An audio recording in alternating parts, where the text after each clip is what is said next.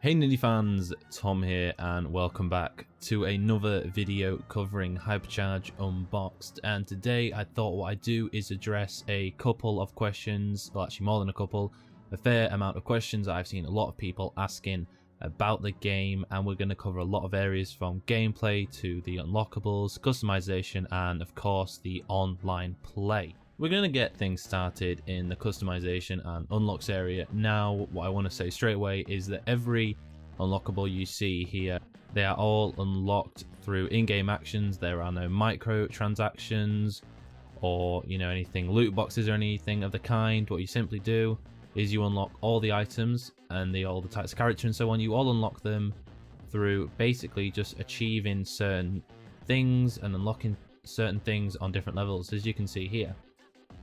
And the actual degree of customization is pretty good.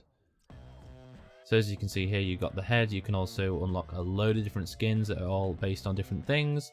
You've also got weapon skins, which are unlockable based on different things. For example, you can see here. And you also have the unlockable buildables, which are what you can do to place down. Now, there are quite a fair few of these to unlock. And as you can see, again, they all are unlocked by getting certain grades on certain maps.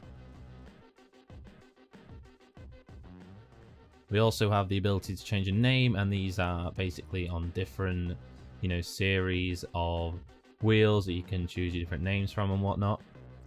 And you also, of course, can edit your avatar and how you appear to other players on the bottom left of the screen in multiplayer matches.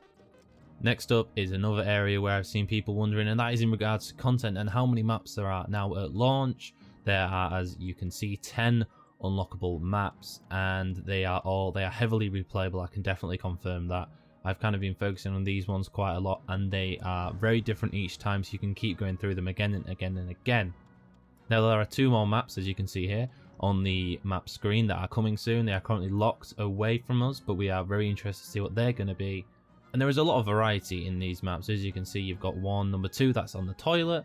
You've got this one, which is a child's bedroom, Dawn the Toys. Operation Alley is the storage unit of a toy shop. Toy Palace is literally an aisle of a toy shop, and Fort Jeep is in a garage. Another thing in regards to pre-match is the fact that you can alter and mess around with the match settings and the rules in regards to the PvP side of things. Now, as you can see here, they are rather limited on the co-op side, so you can disable the slot machine. You can also disable the ability to use the battery charger, and you can limit the number of players. As well as this, you also have 4 difficulties to choose between. Only 3 are unlockable at first. You have to unlock the highest level later on when you prove that you are good enough to unlock it, but the middle option is a pretty decent place to start. I'd imagine most people will be able to start on the middle option, and it should be fairly easy for them to do, but if not, you can always drop it down. Another thing that I think is worth noting is the fact that there isn't currently an in-game tutorial, but what we do have is this tutorial, which kind of shows you the essentials of the game and the few different bits and pieces, which can basically show you how you actually play. Now, there is going to be an in-game tutorial coming soon that has been confirmed by the developers, but for now, this should be able to get you through the basics for sure. It's not too complicated. Things are rather simple. The controls are a little bit complicated perhaps to get used to, but aside from that, it is very easy to pick up. Now, I think what we are all wondering is, how does the multiplayer actually work? Well, fundamentally, you have the single player mode, which is of course by yourself, but you also have a really good split screen mode. I haven't actually touched too much onto this, but I did test it by myself to see how it ran, and it runs really well. And as you can see here, you can add players. You've got access to the same maps, although they're all unlocked in this instance, and you also can edit the rules in the same way, and you have the option between a few different modes, such as the plague mode, and essentially the split screen experience is really good. Now also we have the online, of course. Now the online play works in a very simple way. You create a lobby, and then what you do, you can invite your friends to the lobby. And essentially what you can see here, we have the ability to find servers, and you've got how you can distinguish those. So you can look for local games, which is on the LAN, which is something that not enough Switch games utilize. But as well as this, you also have the option to use friends only, as well as look in the cooperative mode. Now, I think the ability to use and have a server list is brilliant, and it is a really refreshing thing to see. Not enough games use it. Now, from the online experience that I've played so far, I'll put a bit of gameplay in here. It is incredibly smooth, and it is really good. Honestly, it's up there with one of the best so far I've experienced on the Switch, and that is saying something, because although the Switch doesn't have loads of competent online games, the few that it does and the few that do it right are really good.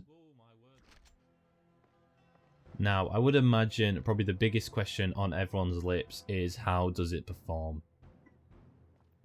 Now, as someone who is very much a stickler for 60 FPS, I am delighted with the fact that this game manages to hit only 30, but it does so with incredible stability. So far, in around 10 hours of gameplay, I've hit no major performance issues. In fact, I'd probably go as far as to say it's one of the best performing FPS games on the Switch, especially for an indie game. I'm incredibly impressed with the amount of work that has clearly gone into Hypercharge.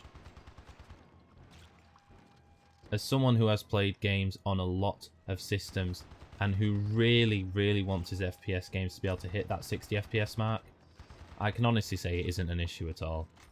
Now, one more thing which I will mention is the fact that gyro controls are included, and by default they are set to being on. Of course, this is excellent news. Not enough games make use of such a brilliant feature of the Switches. Now, by default, it is fairly on point, although I did have to adjust mine just a little bit, and I will continue to do so. But in terms of gyro controls, it's probably up there with some of the best on the Switch itself. They feel smooth enough so that it doesn't yank around too much. It basically allows you to make those last minute adjustments to your aim without too much movement to drag you away from your target. And I think, especially for an indie game, they have done a really good job of making sure that the gyro controls work incredibly well. In fact, I'd probably say they're better than the ones I've experienced from other titles, such as Fortnite, for example. Anyway though, guys, thank you so much for checking out this video. I thought I'd address a few of the questions surrounding Hypercharge because it certainly seems to be gathering a fair bit of interest. I'm going to get back to killing these toy soldiers, and I'm going to let you guys go and potentially make this game your next indie of choice on the Switch. Thanks so much for watching this Nindy Nexus video. My name is Tom. I'll see you next time, and peace out.